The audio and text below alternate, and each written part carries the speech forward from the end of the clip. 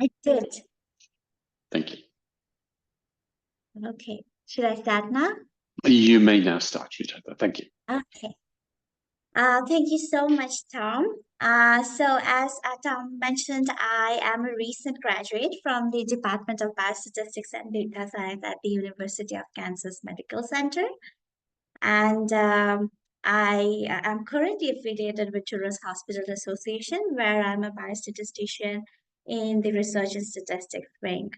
So today I will be talking about a case study or a manuscript where we implemented facts, and it is termed as and it is titled as a two-arm study with adherence model-driven effect size and irregular interims.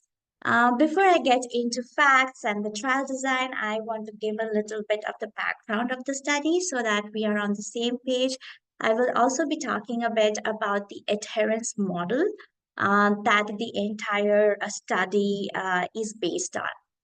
So, as a motivation, of course, assessment of adherence is very important in a clinical trial. And for those of you who don't know or are not sure about what adherence means, adherence is taking medication or supplementation at specified or prescribed times consistently. So, of course, there are different methods of adherence assessment. One of them is direct method, which is, of course, a very accurate but very expensive since it involves blood draws. And that is why we don't see it often used in a clinical trial setting. The more commonly used method is pill counts and questionnaire, which we all are aware of. And many times it can be potentially biased or not accurate, especially under circumstances where we want to assess adherence for a particular dosage group in a two-arm study.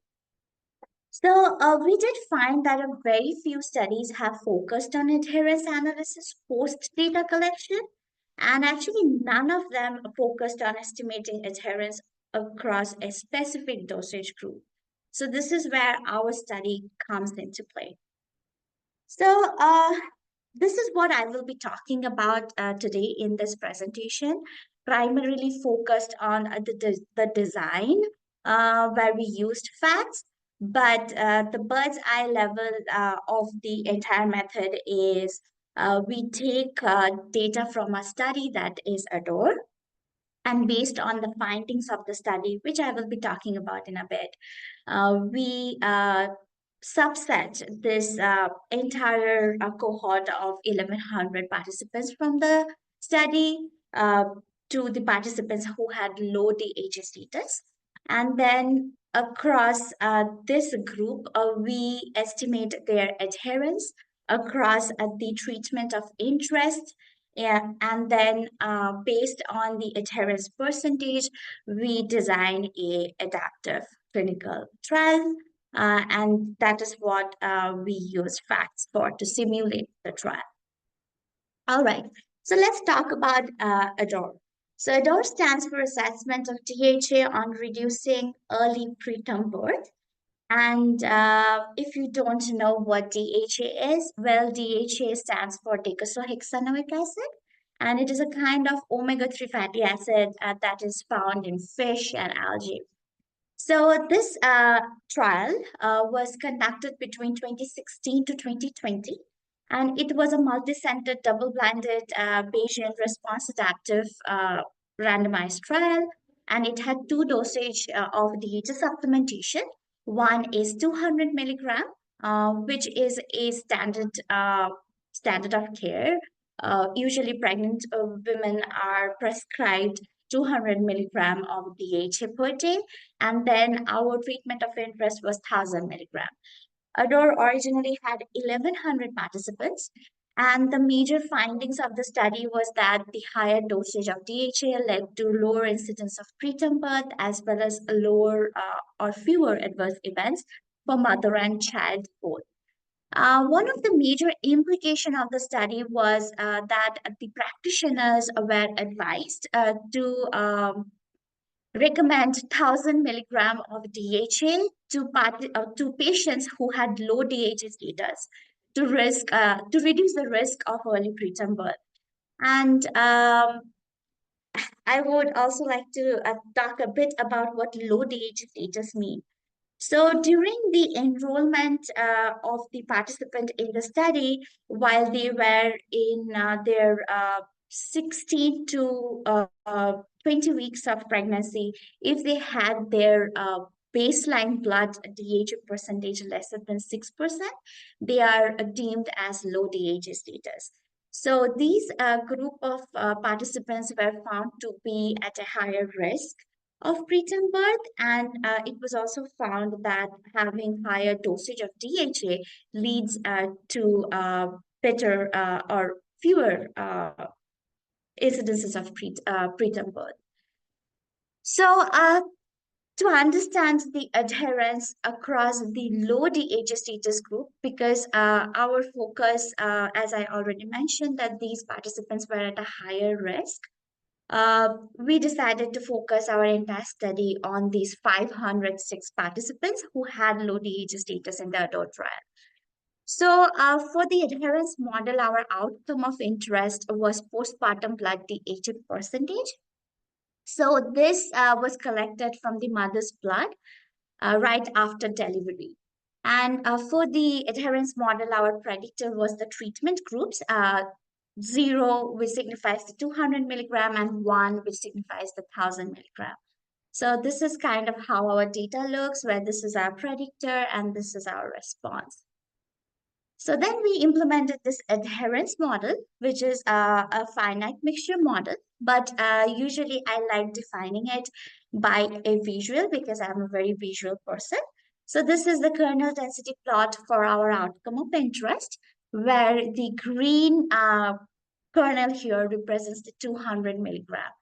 So for our adherence model, we assume that this is a normal with a alpha as its mean and a precision of theta. So precision is 1 by sigma square, or the sigma square here is the variance, where sigma is the standard deviation. As you can also see that for the 1,000 milligram group, it is a bimodal density. So for this group, we assume that the component on the left represents the participants who did not adhere to the treatment protocol. So for our adherence model, this is distributed as a normal of alpha plus beta with a precision of theta, and the proportion of participants belonging to this yellow highlighted component is 1 minus lambda.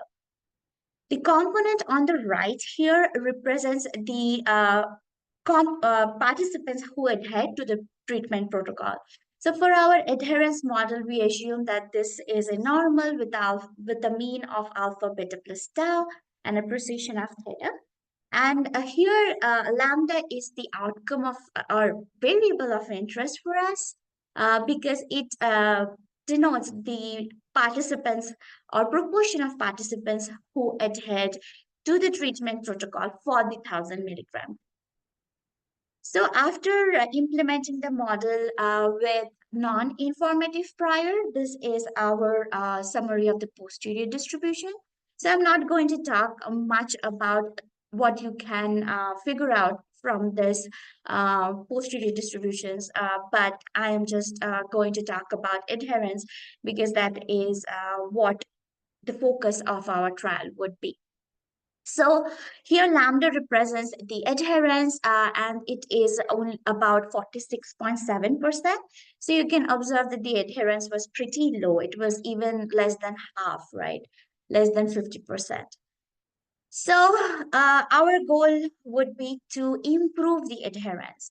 And in order to improve the adherence, we suggest that we can use a different mode of administration, which can be choose. Now, there is a big rationale behind it. During the adult trial, the participants for the 1,000 milligram group were given 3 capsules. So one 200 milligram and two 400 milligram. These 400 milligram capsules were so big that it was very difficult for them to swallow. And this is a concern that they came up with. So we believe the adherence was low for the 1,000 milligram group. just because of the size of the capsule, which can be eliminated by choose. So, for the trial design, we will be considering all the estimates from our adherence model. And just to avoid confusion, lambda hat, I will be referring it to lambda hat caps because it's the adherence for the capsule group. So we will be fixing it at 46.7%, and we will assume that having to choose, the adherence will improve. So we will assume that the adherence will improve by at least 10% approximately. So it will be about 60% or higher. So now we have the two different treatments or two different modes of administration of the 1000 milligram of DHA. So the next step would be to calculate the effect size. Now, we can definitely use the well-known equation for effect size, but definitely we would need the mean and the variance for the capsule group as well as the choose group. So calculating the mean and the variance for the capsule group is pretty simple because we already have all the estimates from the finite mixture model or the adherence model. For the choose group, it's a little challenging just for the fact that we don't know what the choose adherence of the choose will be, which is lambda choose. So we assume that it can be anything from 60% to 100. So that means it can be 60, 70, 80, 90, or 100.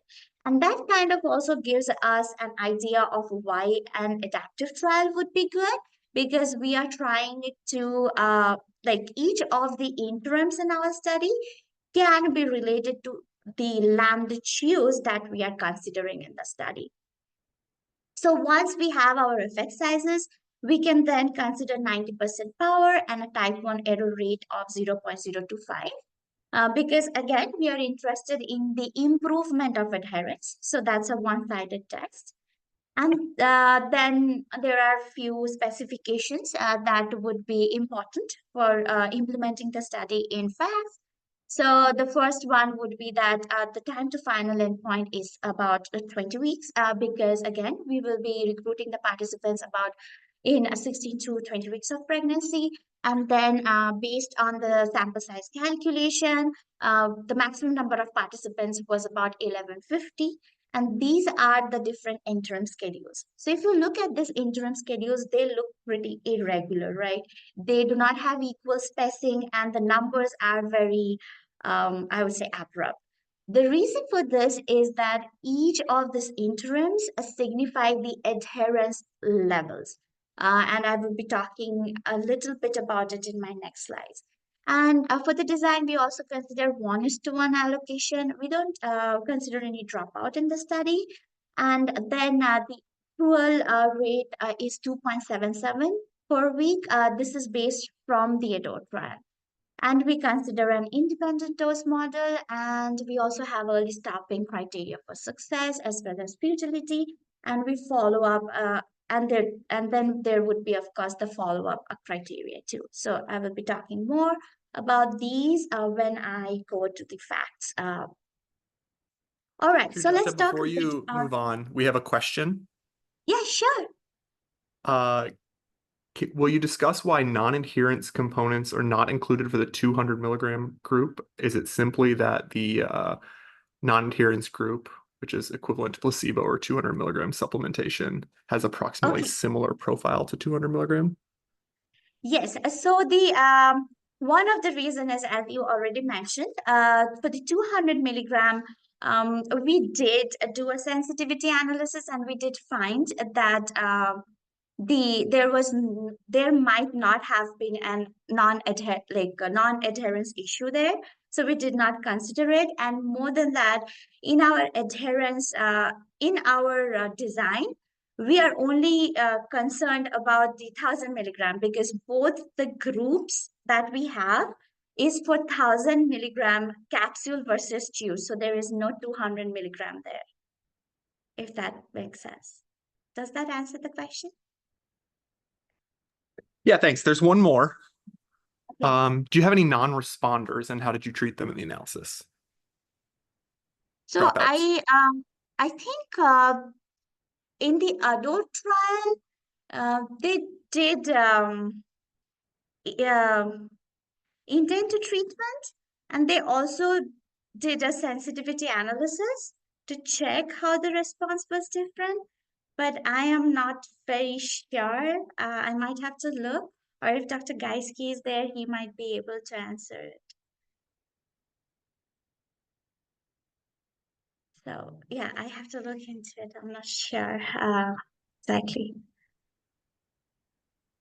Okay, yeah. Thanks. Okay. All right.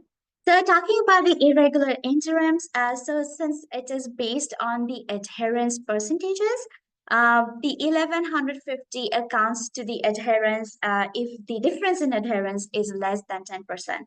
So suppose the difference in adherence is about 50%, that is about 100% adherence in the choose arm compared to 46.7% adherence in the caps arm, then the trial would stop at interim 1.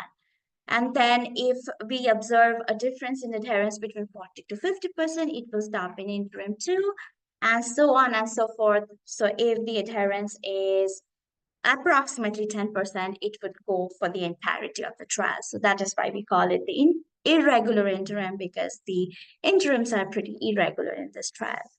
So just an example of how we got, what was our rationale or inspiration.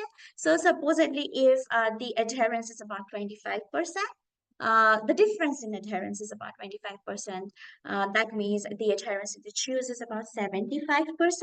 Then in this scenario, our trial would stop at interim 3. And similarly, if the adherence is about 12%, it will go for the entirety of the trial. So now I will show how we implemented this using facts, because it was very useful for us. Right. Oh, so, all right. We have time to final endpoint is 20 here.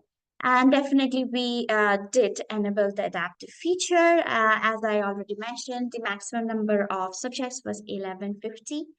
And higher response is improvement because if the proportion or if the percentage of DHA, blood DHA percentage is greater, it means it is an improvement or it is lower risk to early preterm birth.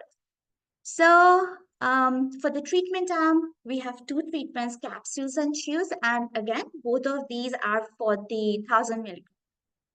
All right, we don't have any variance here. For the virtual subject response, here the responses or the profiles that I created are correspondent to the adherence percentages or the mean that I calculated considering different adherence for the choose arm. So for instance, the no effect would be when the adherence across both the group is 46.7.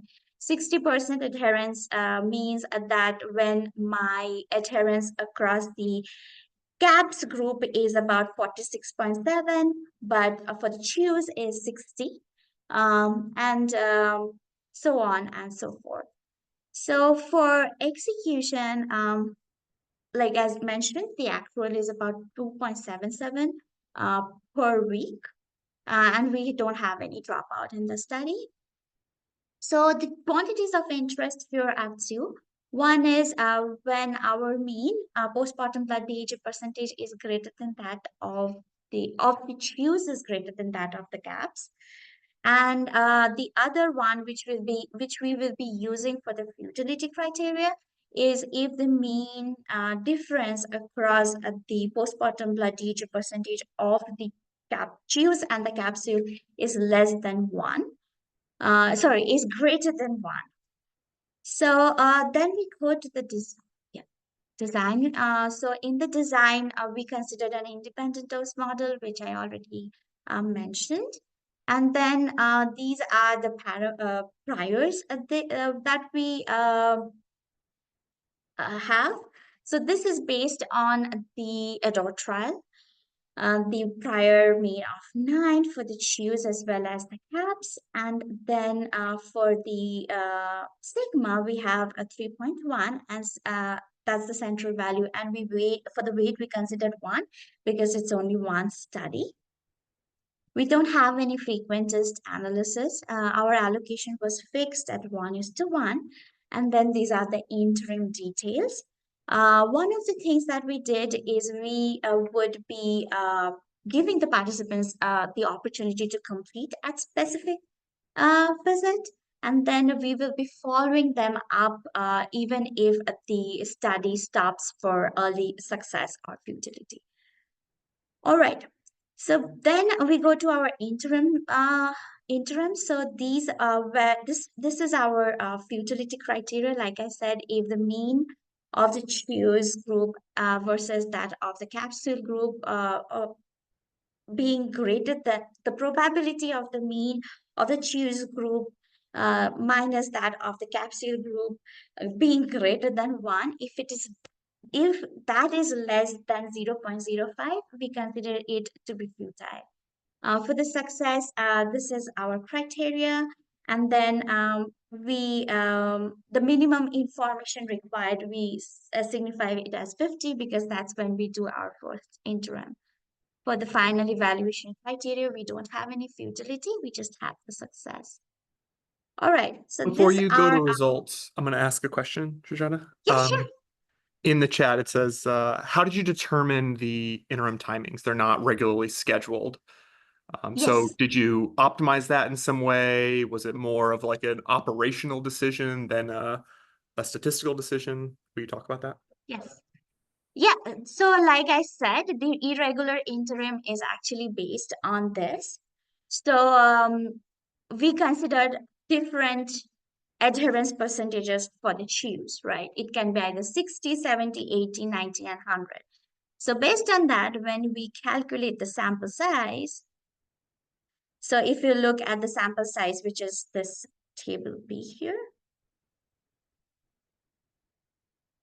So if you consider the sample size, so this is where we get the sample sizes from. So it's not optimized, it's just using the estimates from the adherence model and assuming that having the choose, we will increase the adherence across different proportions or percentages. So that's how we have irregular interims. Does that answer the question? Yeah, thanks. Okay. All right. So then this is our results.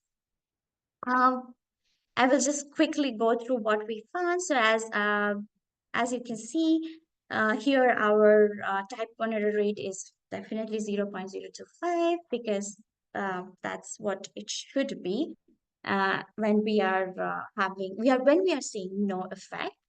And then as the adherence percentages across the choose increases, we do see that the probability of success also increases and the mean number of subjects decreases. We see a similar effect in the time to early success. So, and what we also did is we wanted to check how the trial does or how effective the design is when the adherence across the CAPS group is not 46.7. So it can be maybe 60, it might be 70. So in that scenario, how would our trial perform?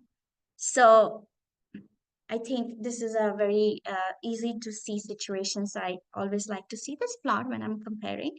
So here you can see this is the probability of the trial being successful. So obviously when this is under the scenario when both the groups show an adherence of 100%.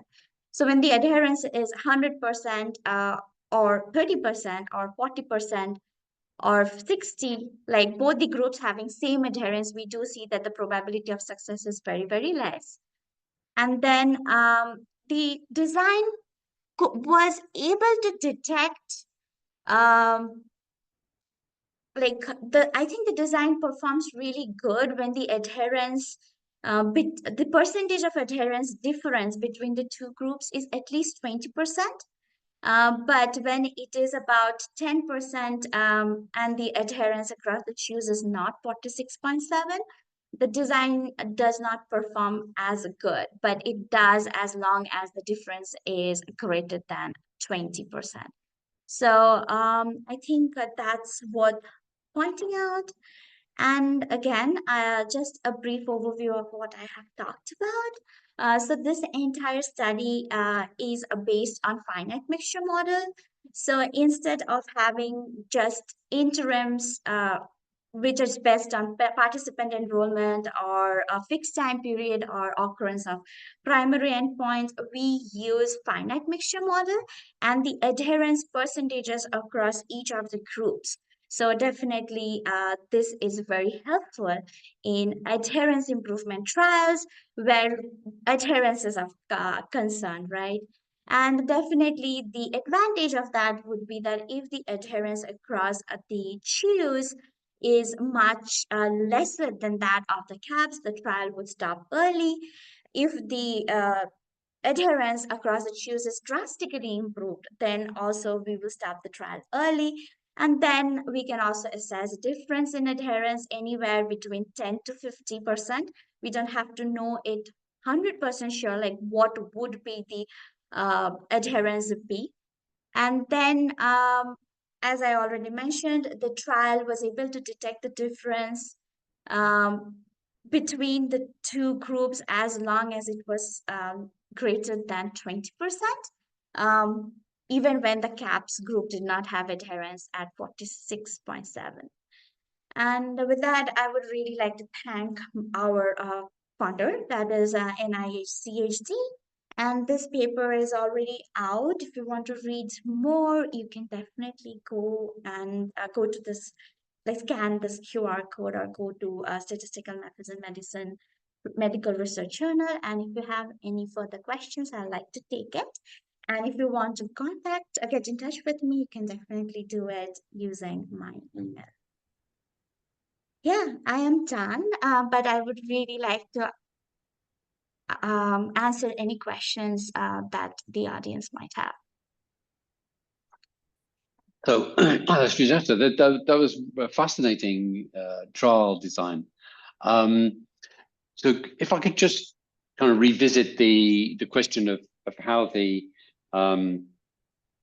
interims were Yes. you came up with the different what I take from what you showed was essentially you did a power calculation or a sample Yes. size calculation Right. at the different possible effect Different. sizes. Yeah. Perfect. So, Yes. so what was each interim powered for? Was it like powered for 80% with type 1 error or 0.025 or what was The type 1 error rate was 0.025 here in this slide. You can see it is a 0.5 right. Yeah. and 90% power. Yes. And 90% power. And Yeah. if you go back to facts and you pick one of those, if you go to the simpler one and you pick something like, say, the 80% adherence scenario, and if on the graph we look at the time course for stopping for success, time course for success stopping. Yes. So, and if you do it over, perhaps, well, sample size might be a little bit. Yeah, if you do it cumulative over sample size, if you the radio button there at the bottom. Okay, that's a little bit. So we can sort of see in those, each step is an interim. You can see that we got about 20% stopped at the first interim, probably another 25% at the second, and then the largest step is at the third interim, which I think corresponds to the 80% power. Okay, so so I guess, so do you feel the design is is doing what you intended there in terms of how it stopped that. Yes, I think it did. And also, I think one of the things that we did see that it was recruiting a little more, like the number of participants was a little more than what we Mhm. have anticipated. But then, like if it was a fixed design, definitely it would have been a little lesser based on the adherence percentage. But then we are also introducing flexibility here, right? So Mm. I think it's a good sweet spot that when we really don't know from the past studies what the adherence of the choose would be, this could be a really good way uh, how adherence studies can be done rather than just fixing it at a particular point or fixing it, having the total number of participants fixed. So I think this can be really helpful and applicable in the future. It's a nice way of flexibly sizing the trial when you've got kind of absolutely no idea what the treatment effect is, and it's an interesting way of doing it rather than this sort of classic group sequential way of doing interims at regular just equal some sort of equal Yes. interim. Yeah, nice way of thinking about it. There's a couple of questions coming in. Can I just take a look at the no effect case? Can we just see the futility stopping? So how's that distributed? Utility stopping. So if you click on view graph, and now we look at the time course for futility stopping. Time cost. That's it. Oh, okay, right, there we go. So little more at the first one, the first interim, and the last one, but fairly even sized chunks. Yes. Okay. Thank you. So the question we've got is, while using a binomial endpoint, the interim timing seems closer to that based on events from survival or count type sequential design. Definitely interesting. I'm not sure there's a question. Well, I did not get the question. Maybe I think it's just a statement more about how it's not the traditional way of choosing interims. And it seems, more like it, yeah, it feels more like how a survival endpoint interim works a lot of the time.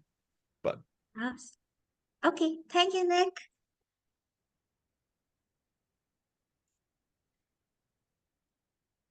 there was a question about flip-flop rates. What are flip-flop probabilities from futility to success? And I think that the number reported in facts, you can see it on the edge of the screen, is 0.1%. But there's a little more to it than that. So when you created this early futility rule, did you assess whether that led to a drop in power, or do you have a feeling for how aggressive that futility rule is in stopping I think high we effect? kind of optimized it to give us the to give us the typhoon rate. So when we started it, we figured out using facts to find what would be the optimal um, rules. So design.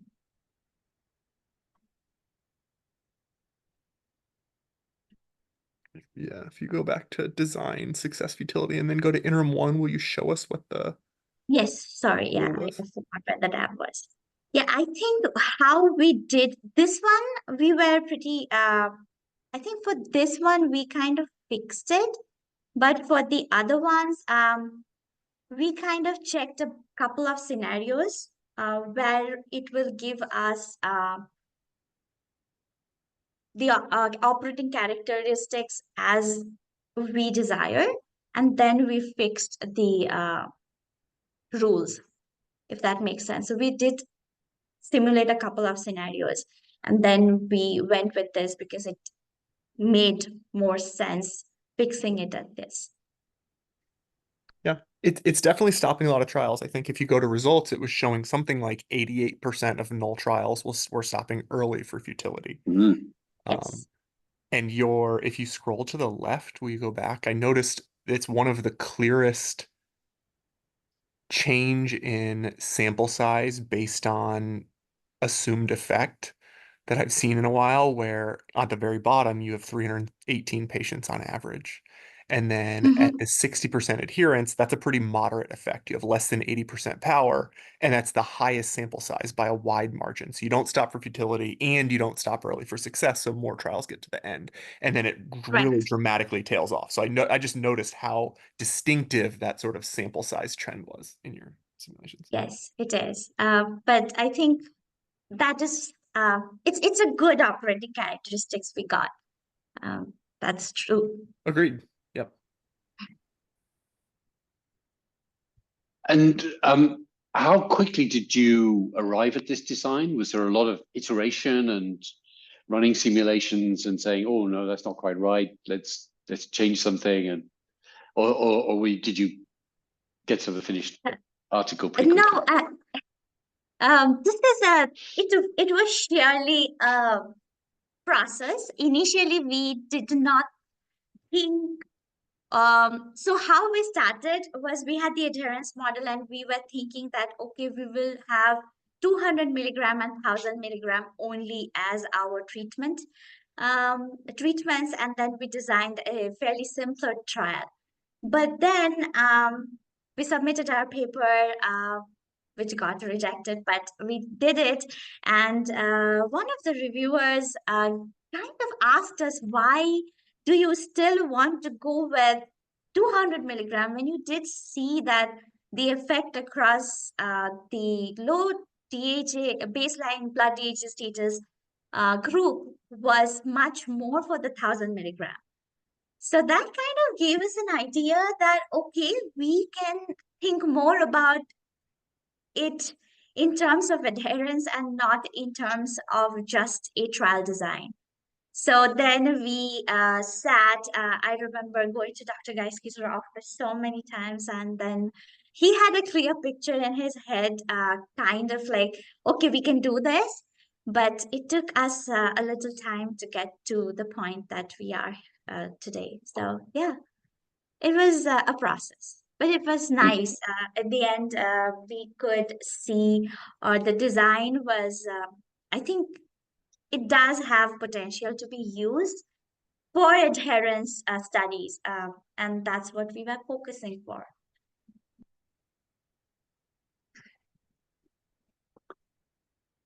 And we have another question, which is, can you comment on how easy it was to fine tune the success and futility rules to 4 digits? So you had Yeah. 0.09975.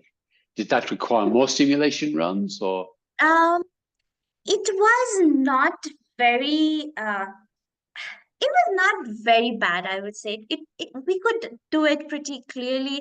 We had an idea of what all could be done. So we did change few things, and then it was done fairly quickly. It was not a lot. It was done pretty quickly, I would say. I think you have 1,000 simulations. Is that right in the top here? So Yes, if you did want to go out to more digits in the 10,000. success Yes, criteria and you wanted to tune it, yeah, you would have to run more simulations, right? Going to right. 4 decimal points with 1,000 simulations, you're now at the 0.9974 is exactly the same as 0.9978 because you can't possibly cross that threshold. So yeah, if you did want to get really specific with that rule, you might have to add a 0 to the end of your number of simulations in order to do it. Yeah, this is just for the purpose, like this Yeah. presentation. Yeah. Oh, great.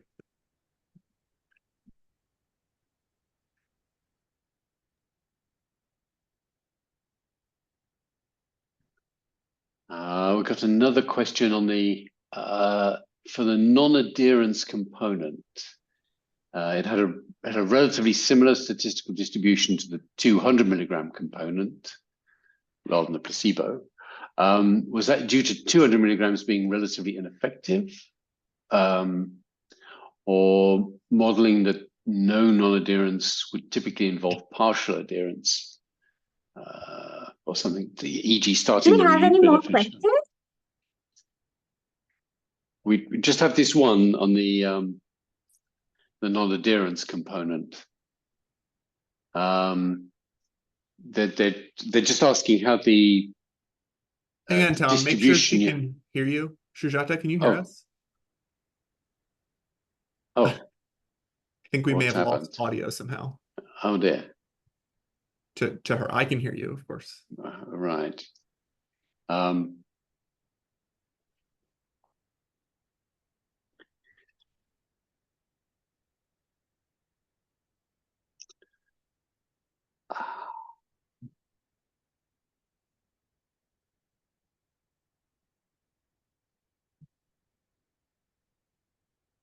What if we've lost audio? Yeah.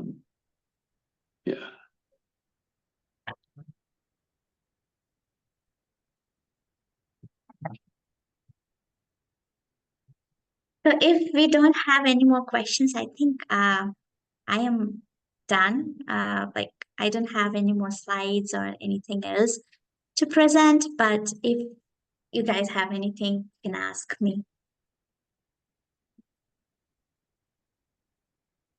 Okay, I think we're going to have to.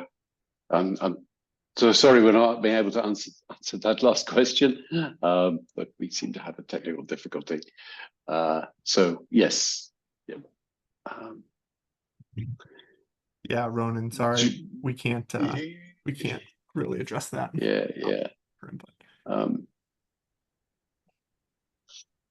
I do think it, yeah. I can't find The adherence model at the beginning. reading control bars. I don't know.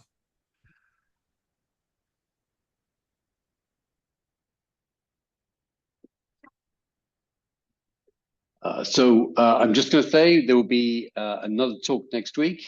Next week we'll have a case study on dose escalation using open enrollment and the Bayesian logistic regression. Okay. Sorry, I'm back. You can hear us? For some reason, the sound went. I don't know what happened. Sorry. Thanks for the message, Nick. Else I wouldn't have known. Yes. Was there any other question that I missed? There was one more question, yeah, and then we can. Okay. There you go. So it's going back to the beginning of the talk a little bit. So for the non-adherence component, Okay. it says you had a relatively similar statistical distribution to 200 milligram component rather than a placebo component. Right. Was it due to 200 milligrams being relatively ineffective? It's pretty much the same as placebo or no intervention. Or modeling the non-adherence would typically involve partial adherence, somewhere between full adherence and no adherence, or something else. So going back to the model. Okay. So if this is our model, so we just had 200 milligram and 1000 milligram. We did not have any placebo in the adult trial, so there were only two, and 200 milligram is what usually is the standard of care. They are prescribed 200 milligram most of the time. So in this particular model, we do see two things. One is, if I go back here, one is that the 200 milligram group, for instance, did not show that there is any non-adherence. And to make sure that we are not over assuming or our assumptions are not wrong, we also did kind of like assume it to be a finite mixture and tried understanding if there is a component of adherence and non-adherence. And we did find that the adherence, the lambda there, was not significant. The credible interval had 0, and it was very, very similar. It was just similar between both groups, showing that the segregation, the components are not I mean, there might not be really any components to separate between to be separated in the 200 milligram. And another thing that we noticed in this particular study is that the postpartum blood DHA percentage across the 200 milligram and that of the non-adherent participants were very, very close. So if you can look here, or if I go back to this figure, you can see that this mean and this mean is almost overlapping. So the non-adherent and the 200 non-adherent for the 1000 milligram and the 200 milligram had very similar characteristics. And it again goes back to the fact that the 1000 milligram group were given 3 tablets, one of which was a 200 milligram, which was fairly smaller in size, and then two 400 milligram, which were very big in size. So maybe because of the difficulty of swallowing, they did not take the 400 ones, but still they decided to take the 200 ones. So that was more like our motivation or our thought process, even when we were doing this study.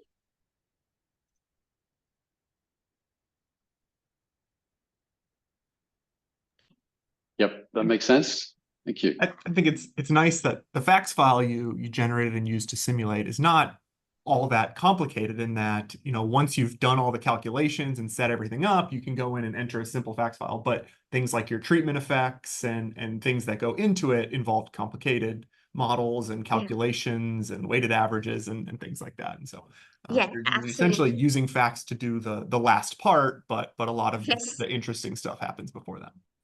Yes, and that is one of the reason I wanted to give a little bit of overview of what the adherence model and things, other things are, because without that, I don't think so. The facts, only showing the facts would make really sense. It's just the entire. It's like an entirety of the thing. One thing motivated the other, and the other thing motivated the other. But of course, facts played a very big role when we tried to simulate the trial. So it was fairly a simpler implementation in facts. Like you said, the design in facts was not that complex, but coming up with those numbers was the most biggest hurdle, I would say.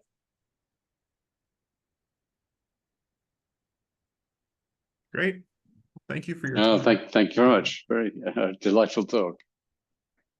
Thank you, Tom. Thank you so much for having me. I really am very grateful. Thank you. Well, thank you And for all the contributing. questions, they were really good, I think. Well, thanks for contributing to the webinar series. Much Yes. appreciated. Thank you. Okay. Nice meeting you guys. So take care. Right. Okay. So bye. Right. Bye. Bye-bye.